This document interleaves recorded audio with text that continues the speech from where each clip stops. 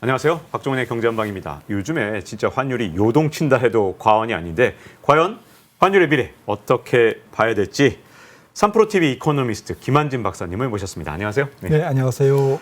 아니 이게 환율이 한때는 1,444원을 막 돌파하길래 우와 막 1,500원 간다고 하셨던 분들 되게 많은데 결국은 지금 1,300원대 초반까지 좀 굉장히 빠른 속도로 워낙 내려왔기 때문에 과연 지금 환율 워낙 요동치니까 정말 한 치 앞도 내다볼 수가 없는 것 같습니다. 그래서 먼저 과거부터 한번 짚어볼게요. 환율이 이렇게 막 치솟다가 이렇게 내려온 건 도대체 왜 이렇게 변동성을 보인 건지, 지금 왜 내려왔는지 이거부터 좀 짚어봤으면 좋겠는데요. 네, 환율도 뭐 자산 가격이라고 보기는 어렵지만 뭐 가격 변수인데 너무 과도하게 빨리 올라가면 좀 이렇게 민 리버전이라고 그러죠. 좀 평균에 회귀하는 그런 경제 지표의 속성이 있는 것 같습니다. 또 환율도 펀더멘탈이 있거든요. 그래서 좀 펀더멘탈상 유로화가 너무 많이 빠졌다. 또 달러는 너무 이제 강세를 보였다. 이런 것에 대한 반작용이 최근에 진행됐는데 가장 큰 것은 연준이 금리를 다른 나라보다 좀 급하게 올리고 또 급하게 올릴 수 있는 경제 펀더멘탈이 있고 또 그거는 뭐 역으로 따지면 미국 내 인플레이션 요인이 다른 나라보다 좀 강했는데 문제는 연준이 혹은 미국 경제가 그러한 가파른 금리 인상을 견딜 정도의 체력이 됐기 때문에 연준이 좀 급하게 올리지 않았습니까? 이제 이런 부분들이 지금 올해 진행된 1차 달러 강세의 가장 주요 요인이었는데 이게 지금 이제 거의 막바지 국면, 금리 인상의 막바지 국면에 들어가면서 시장에서는 조금 일찍 반응하는 성향이 있지 않습니까? 환율 시장도 선물 거래이기 때문에 미리 조금 반영되는 그런 측면에서 연준의 금리 인상 사이클이 앞으로 길어야 3, 4개월인데 미리 이제 좀 빠져나오자. 그래서 반대쪽으로 어쨌든 방향을 좀 틀어진 게 환율 시장의 어떤 최근의 변동성의 주요 요인이었던 것 같습니다. 네. 근데 여기서 이제 최근에 금융연구원 자료를 보니까 올해 평균 환율이 1,305원. 그리고 내년 평균 환율이 1,360원. 그러면 지금보다 더 높은 상황을 내다본 거잖아요. 내년 평균 환율. 그러면 지금 내년에 환율 지금보다 더 높은 수준으로 가게 진짜 될까요? 어떻게 될까요? 이거 어떻게 보십니까 지금? 네, 저는 뭐 올해보다 더 높을지, 그러니까 원달러 기준으로 1,444원, 뭐 1,450원 정도를 추가로 상향 돌파할지는 불확실하지만 아직 불확실하지만 그래도 적어도 본격적인 원화의 강세, 달러의 약세 구간은 아니다. 환율 시장도 지금 조금 중간 조금 숨고르기, 추가적인 달러 강세가 앞으로 머지않은 시간에 하나 남아 있는데 그거를 앞두고 지금 숨고르기를 하는, 그래서 조금 이쪽으로 갈까 저쪽으로 갈까 조금 왔다 갔다 하는 그런 상태, 그런 기술적 조정 국면이라고 보고요. 그래서 연준발 1차 달러 강세는 분명히 마감됐다. 하지만 또 다른 요인의 2차 달러 강세는 조금 내년 2월이 될지 3월이 될지 뭐 조금 더 늦게 올지는 모르겠지만 아무튼 2차 달러 강세는 좀 멀찌감치 하나의 산이 남았다라고 이제 보고 있고요. 그거는 사실 경기 침체 때문에 그렇습니다. 혹시 차트를 보시면은 이해가 좀 시청자분들이 쉬울 것 같은데요. 보시는 것처럼 뭐 미국의 대표적인 경기 지표인 뭐 설문조사로 만들어진 지표지만 좀 경기 선행성이 있는 미국 ISM 제조업 지수와 오른쪽 역축입니다. 눈곱을 이제 거꾸로 그린 건데요. 그러니까 파란색 선이 올라간다는 얘기는 경기가 침체된다는 얘기인데 경기가 침체될 때 빨간색 선인 달러 인덱스는 위로 갑니다. 달러 강세로 가거든요. 그래서 경기 침체기에는 달러 강세가 좀 불가피했다라는 건데 지금은 보시는 것처럼 살짝 아니면 적지 않게 지금 꼭지를 찍고 내려오고 있는 모습이거든요. 근데 내년도에 경기 침체가 있을 거냐 없을 거냐는 아무도 모르지만 적어도 올해보다는 경기가 나쁠 거다라는 것에 대해서는 아마 많은 분들이 동의하실 겁니다. 그렇다면 적어도 지금부터 내년 상반기까지, 적어도 상반기까지는 경기 침체로 인한 달러가 본격적으로 약세로 가는 원화가 본격적으로 이제는 강세 쪽으로 완전히 방향을 트는 그런 전망을 하기는 부담스럽다라는 거죠. 이 차트를 보시면. 그러니까 정리해서 말씀드리면 경기 침체에 따른 또 경기 침체가 가져오는 여러 가지 파생적인 요인, 그러니까 뭐 금융시장의 경색이라든지 내지는 뭐 또 부채를 뭐 건드릴 수도 있고 뭐 이런 어수선한 금융시장의 불확실성을 건드릴 가능성이 있기 때문에 이러한 경기 침체도 불확실성이고 또 경기 침체로 인한 파생 요인도 2차적인 파생 요인도 또 불확실성이고 이 불확실성 요인은 전부 다 달러 강세 요인이거든요. 달러를 좀 약하게 만들지 못하는 요인들이기 때문에 이런 부분들을 내년도 매크로 환경에서 아무튼 조금 내다볼 수가 있다라는 거죠. 네. 그래서 내년도 조금 다시 한번 달러 강세를 한번 또 겪고 나야 그 다음에 진정한 조금 약세 국면이 추세적인 약세 국면이 나오지 않을까 생각을 합니다. 이제 우리나라 원화 환율만 놓고 보면 요번에 좀 제가 많이 놀랬던 것 중에 하나가 1,440원대까지 갔을 때 하여튼 그때 보면 환율이 굉장히 뭐 어쨌든 높게 유지되는 상황에서도 우리나라 무역 적자가 일어나더라고요. 네. 옛날에는 환율이 그 정도 되면 우리나라가 딴 건 몰라도 그래도 무역은 이 어떤 수지가 흑자를 봤었지 않나요? 근데 이번에는 왜 이렇게 환율이 굉장히 치솟아 오르는데도 불구하고 왜 이런 현상이 일어났고 또 이게 뭔가 굳어질 건지 좀 이런 것들이 약간 우려되거든요. 네. 첫 번째는 지금 글로벌 환율 시장이 달러 강세, 유로화 약세 쪽에서 촉발된 거죠. 엄밀히 말씀드리면 달러 인덱스가 강세를 보이면서 달러의 선진국 통화, 다른 선진국 통화 대비 달러 강세가 유발되면서 우리나라 환율을 떨어뜨린 거기 때문에 지금 고점 대비로도 그렇고 연초 대비로도 그렇고 달러의 절상률과 달러 인덱스, 티커명 DXY의 절상률과 상승률과 원화의 하락률이 거의 엇비슷하게, 그러니까 유로화 정도로 우리나라 환율이 동시에 같이 절하되어 있기 때문에 전 세계적으로 우리나라만 환율이 약하면 우리나라 수출 경쟁력이 좋아졌을 텐데 엔화는 우리나라보다 한 10%포인트 더 떨어졌고요. 그런 측면에서 환율 약세로 인한 어쨌든 베니핏을 혜택을 못 받았다라는 거고요. 두 번째는 전 세계 경기가 올해부터 결국 좀 쭈그러들고 있기 때문에 교역이 안 좋아졌거든요.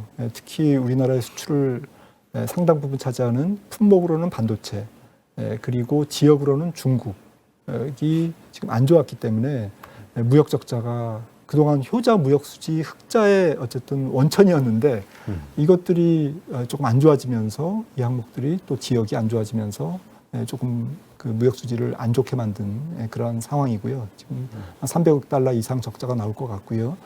또 한 가지는 보통 경기가 침체되면 불황형 흑자가 나오는데 아직은 그 정도로 또 불황은 아니거든요. 그러니까 수입이 줄 정도로. 현재 유가는 뭐 120불에서 지금 뭐 80불까지 내려오긴 했지만 조금 지연돼서 나타나지 않습니까? 왜냐하면 원유 도입도 장기 계약으로 하고 또 레깅돼서 시차가 있기 때문에 이런 부분에서 수입을 감소시키는 효과는 좀 적은 상태. 그리고 원화가 약세이기 때문에 수입 물가는 계속 올라가고 있는 상태. 그래서 아예 경기가 뭐 더 안 좋아지면 불황형 흑자가 나오겠지만 2022년 올해만 놓고 보면 아직 불황형 흑자도 안 나온 상태이기 때문에 무역 수지가 안 좋아졌던 것 같습니다.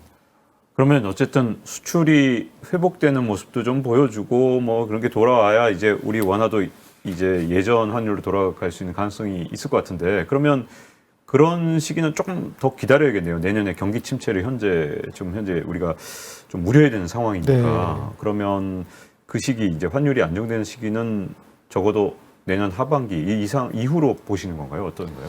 네, 환율 시장은 뭐 지금도 조금 빨리 움직였습니다만 경제나 이런 상황보다 지금 뭐 아까 ISM 제조업 지수를 경기 지표의 어떤 프락시 뭐 한 일례로 들었습니다만은 이게 과거처럼 뭐 어느 지점이 저점일지 모르겠지만 가령 뭐 한 45 정도를 찍는다. 그러면 뭐 50 미친 경기 침체니까 뭐 그 정도에서 찍으면 경기 침체임에도 불구하고 더 이상 경기 지표가 더 나빠지지만 않으면 환율 시장은 돌았을 것 같습니다. 경기 침체 기임에도 불구하고 글로벌 달러는 조금씩 약세로 이제 좀 후퇴할 거고요.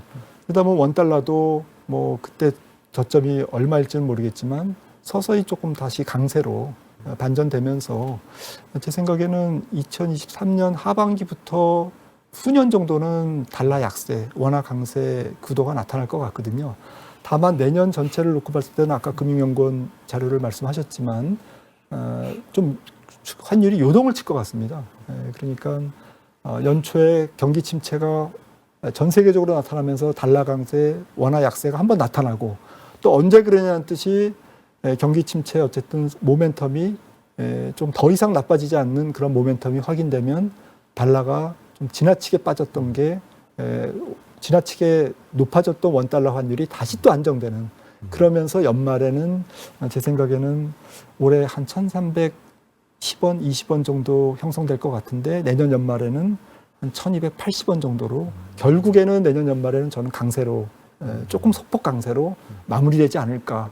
그래서 약간 급등락은 있지만 추세는 한 1, 2년간 2024년까지 좀 원화가 안정되는 강세로 보이는 그런 추세로 예상합니다. 사실은 환율이 많이 올랐을 땐 뭐 그게 그 자체가 금융시장이 불안한 걸 보여주기도 했지만 또 반대로 말하면 그 상황에서는 외국인들이 자기들도 손해본 상태에서 막 빠져나가지 않을 것 같긴 한데 만약에 이제 전망은 굉장히 안 좋은 상태에서 우리나라 환율이 안정돼 있으면 거꾸로 막 우리나라 채권 시장에서 돈 빼나가고 이런 현상이 있을까봐 사실은 또 한편으로는 환율이 안정되면 아유 다행이다 안정됐다 이런 생각도 들지만 그러면 이거 채권 시장이나 뭐 주식 시장에서 내년 초나 이럴 때 뭐 외국인들이 빠져나가긴 좀 더 좋은 상황이 되지 않을까 하는 또 반대쪽으로 또 걱정도 되는데 요걸 어떻게 우리가 좀 내년에 환율을 좀 봐야 될까요? 모든 게 다 경기에 달려 있을 것 같습니다. 그러니까 글로벌 달러의 환율 추세가 뭐 티커명 DXY라는 미국 달러 인덱스가 방향성을 어떻게 보이는지 지금 반대로 말씀드리면 유로화가 결국 바닥을 찍고 이제 안정 국면에 본격적인 안정 국면에 들어가는 시기가 지금 뭐 안정은 되고 있습니다만 이런 안정 아니고 정말 유로존이 더 이상 위험은 없어. 상대적인 불확실성은 이제 줄어들었어. 경기 침체로 인한 유로화의 약세는 앞으로 없을 거야. 이런 정도의 컨센서스가 형성되는 시기가 제 생각에는 경기 침체의 가장 극점, 경기에 대해서 가장 어두운 시점과 일치하지 않을까. 왜냐하면 경기 침체가 왔을 때 미국보다는 유로존이 더 어려울 거거든요. 에너지 쇼크도 있고 하기 때문에 부채 문제도 있고 그런 측면에서 조금 달러 인덱스가 조금 저점을 찍는 시점부터는 조금 편안해지지 않을까 이런 생각을 좀 해보고 있고요. 하지만 조금 저는 환율 시장의 전체적인 추세에 대해서는 과도한 기대를 하기에는 어렵다 하는 것은 조금 좀 신중해야 된다라고 생각합니다. 과도한 기대라는 것은 환율이 지금 당장 빡 낮아지는 그런 원달러 환율이. 네, 그리고 내년도에 또 원달러 환율이 좀 안정된다고 하더라도 과거처럼 이제는 환율이 이제 정말 좀 변곡점을 맞이해서 앞으로는 1,100원, 심지어는 1,000원 이렇게 강세 추세로 간다. 이렇게 보기는 좀 어렵다라는 거죠.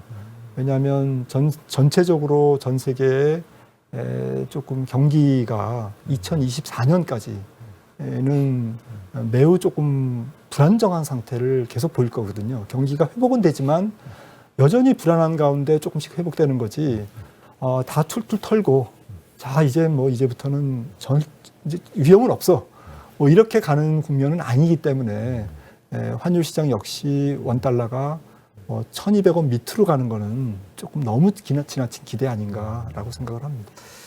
이번에 거꾸로 이제 반대로 달러 투자를 하신 분들 입장에서 이게 달러 예금이 언제 늘었나 봤더니 꽤 달러 값이 비쌌을 때 많은 분들이 외화 예금도 더 늘리셨고 그다음에 은행들도 막 달러 확보하고 있다 이런 기사들 보면 그 시점을 보니까 달러가 굉장히 지금보다 오히려 더 비쌌을 때 확보를 해놓은 그런 맞습니다. 경우도 있더라고요. 네, 그래서 이제 달러 투자하신 분들은 내가 달러 너무 비쌀 때 샀나? 이거 어떻게 되는 거지? 지금 이제 내려가는 어쨌든 지금 추세 이 녹화 시점만 해도 그렇거든요. 그러다 보니까 이분들은 과연 이 어떻게 앞으로 대응을 해야 되는 건지 지금 그렇다고 다시 환전을 원화로 해야 되는 건지 이게 지금 굉장히 혼란스러우신 분도 좀 있을 것 같아요. 어떻게 보시나요? 네.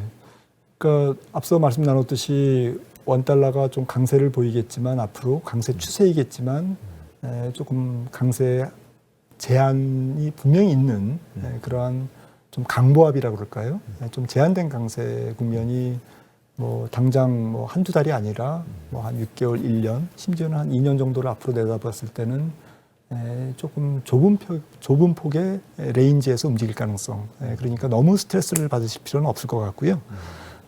그리고 과거처럼 달러 인덱스가 경기가 회복된다고 해도 2023년을 이제 바닥을 찍고 지속적으로 이제 달러 약세를 보인다든지 이런 현상보다는 여전히 조금 변동성은 크지만 1년 전체를 놓고 보면 좁은 레인지에서 결국 움직이는 그런 상태가 되지 않을까라는 생각에서 조금 뭐 급하게 추가로 이제 달러를 환전하고 이러실 필요도 없고 앞으로 변동성은 너무 자주 있을 거다.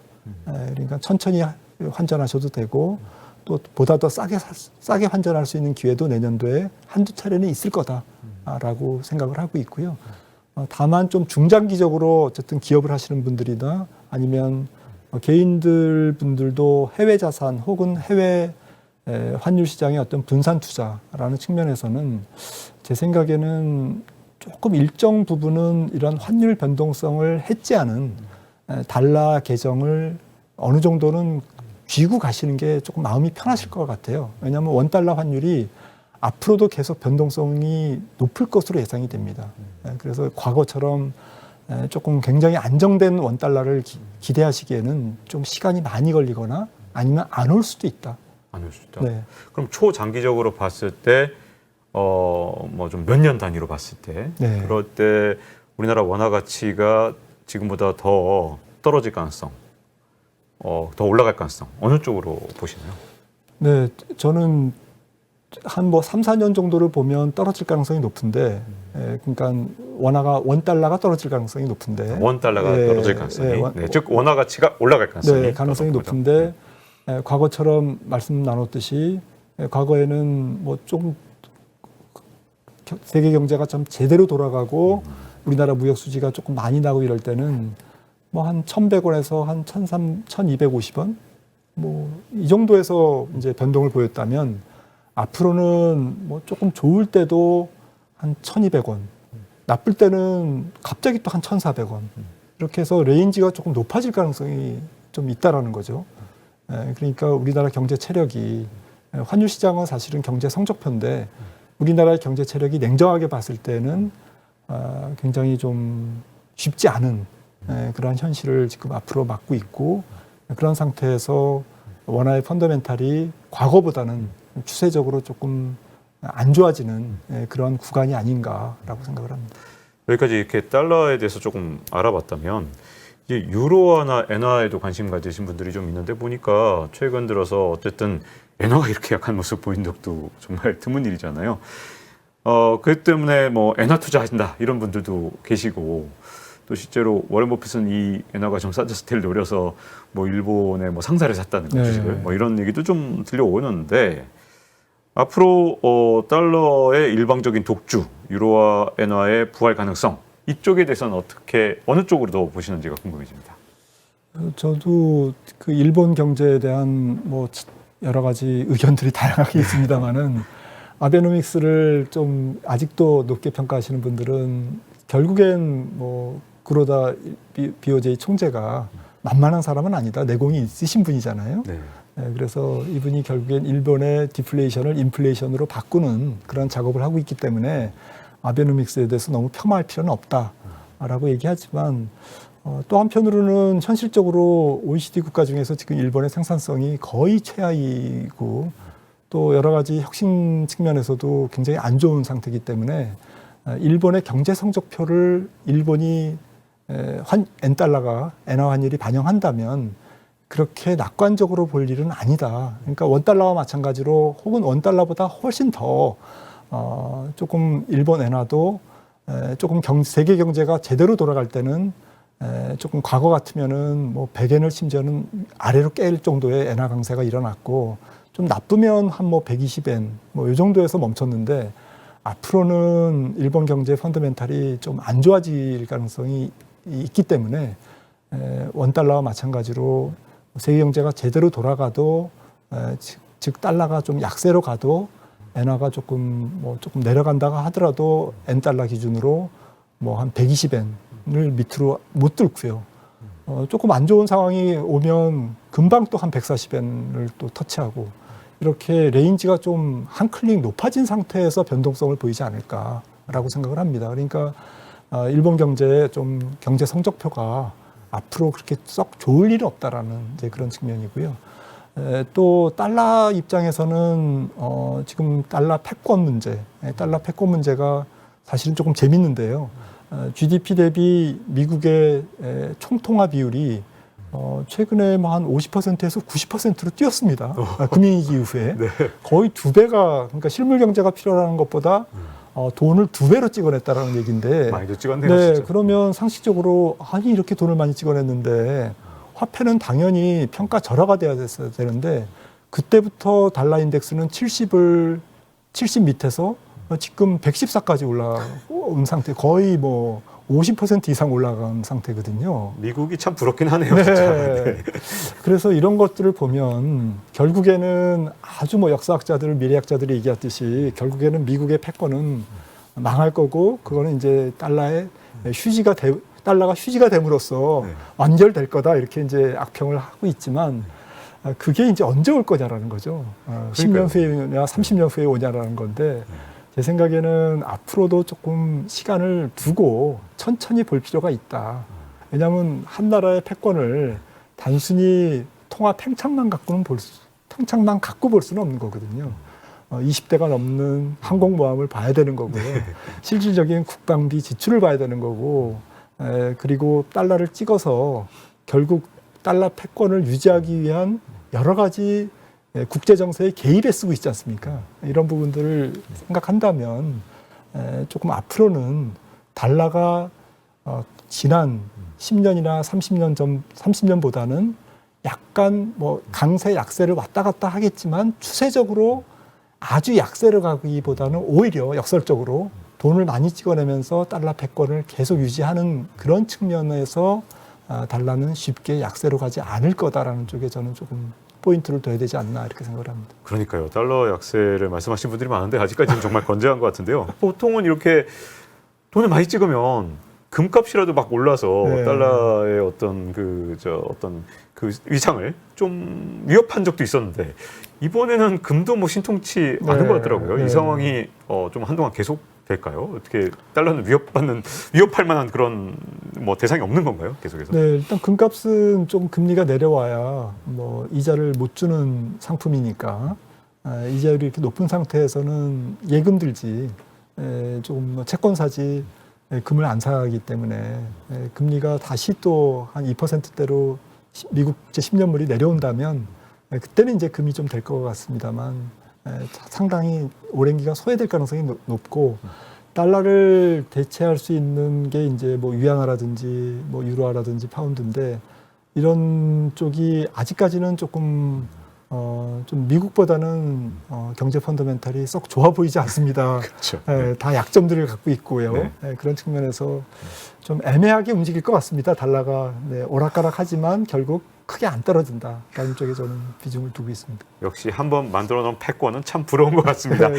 자, 이렇게 환율의 미래에 대해서 김한진 박사님과 함께 알아봤는데요. 아마 많은 분들이 아마 내년 그리고 내후년 그 뒤까지 아마 대비하는데 많은 도움이 되지 않았을까 이렇게 생각을 합니다. 자, 이렇게 시청해 주셔서 감사드리고요. 다음 시간에 뵙도록 하겠습니다. 감사합니다.